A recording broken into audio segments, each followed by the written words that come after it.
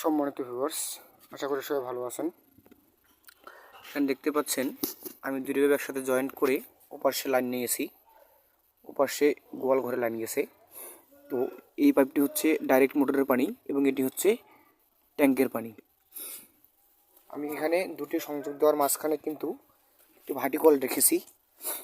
ভার্টিকলটি রেখেছি এই কারণে, এখানে ভার্টিকলটি দেওয়ার কারণ হচ্ছে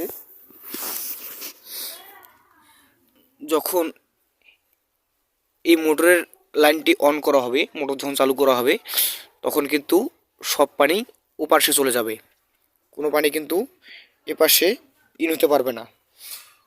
আর যখন ট্যাঙ্কি লাইন চালু থাকবে সবসময় কিন্তু ভার্টিকল ওপেন থাকবে, যতক্ষণ পর্যন্ত ওদিকে লাইন চালু থাকবে